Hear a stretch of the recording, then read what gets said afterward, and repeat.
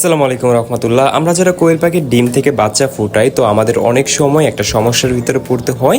সেটা হচ্ছে যে আমাদের কিছু কিছু কোয়েল পাখির ডিম রয়েছে যেসব বাচ্চাগুলো দুর্বল হয়ে যায়, ওই বাচ্চাগুলো সময় অতিক্রম হওয়ার পরবর্তীতে ডিমের ভিতরে থেকে যায় এবং বাচ্চাগুলো সুস্থ সবলভাবে বের হতে পারে না। সো আজকের ভিডিওতে আপনাদেরকে ওই রকমই একটা ডিমের আপডেট দেখাবো এবং ওই ডিমটা থেকে আপনাদেরকে বাচ্চা বের করে দেখাবো।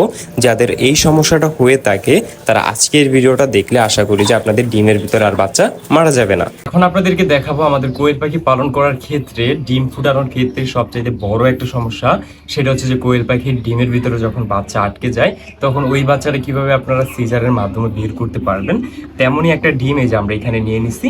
সো চলেন এখন কথা না বাড়িয়ে আমরা ডিমটার থেকে কিভাবে বাচ্চাটা বের করব সেটা এখন আপনাদেরকে দেখাই। তো এই বাচ্চাটার এই ডিমটার বয়স আজকে প্রায় 18-19 দিন হয়েছে। মূলত কোয়েল পাখির ডিম ফুটতে 16 থেকে 17 দিন, সর্বোচ্চ 18 দিনের মতো লাগে। যেসব বাচ্চাগুলো পরিপূর্ণ হয়েছে, সুস্থ সবল হয়েছে, এই সময়টার ভিতরে আর কি ওই সব ডিম থেকে বাচ্চাগুলো ফুটে বের হয়। যখন 19 দিনের মাথা হয়ে যায় যখন দেখবেন যে আপনাদের কোয়েল পাখির একটু কাছে আয়, এই যে ডিমটা দেখা ভালো করে, আচ্ছা একটু কাছ থেকে দেখেন। যখন দেখবেন যে 19 দিন হয়ে গেছে আপনাদের কোয়েল পাখির ডিমের বাচ্চাটা একটু ঠোঁটটা বের করে অল্প একটু ফাটিয়ে রাখছে, বাট কোনো ডিমটা ফাটিয়ে বাচ্চাটা বের হইতে পারতেছে না, তখন আপনারা এই কাজটা করবেন।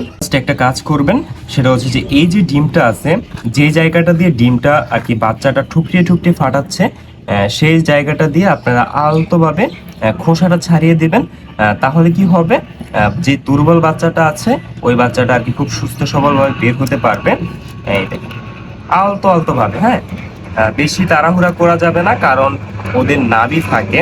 তো ভুল ক্রমে যদি আপনি ওদের নাভির সাইড দিয়ে ডিমটা ভেঙে ফেলেন তো সেই ক্ষেত্রে দেখা যায় ব্লিডিং হতে পারে। সো অবশ্যই আপনারা আলতো ভাবে ডিমটাকে ভাঙবেন। তো যারা আরো আগে করছেন তাদের হয়তো বা সমস্যা হবে না, বাট যারা নতুন নতুন করবেন তাদের একটু প্রবলেম হইতে পারে। দেখছেন বাচ্চাটা কিন্তু সুন্দরভাবে ভিতরে হয়ে আছে।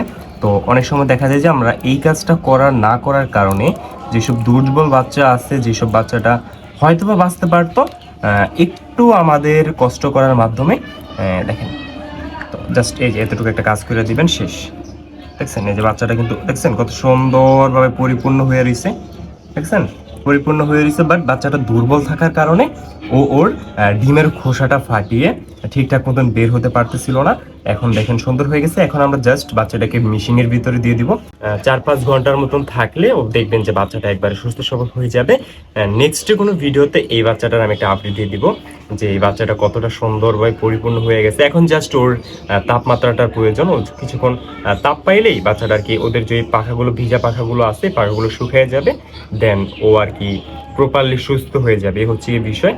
সো যাদের কোয়েল পাখির ডিমের ভিতরে এরকমভাবে বাচ্চা আটকে যায় তো তারা চাইলে এইভাবে ডিমগুলো হালকাভাবে ফাটিয়ে বাচ্চাটাকে বাঁচাতে পারেন। সো আজকের ভিডিও ছিল এই পর্যন্ত, দেখা হবে পরবর্তী নতুন ভিডিওতে। আজকের ভিডিওটা কিরকম লাগছে অবশ্যই নিচে কমেন্ট করে জানাবেন। তো আজকের জন্য আল্লাহ হাফেজ।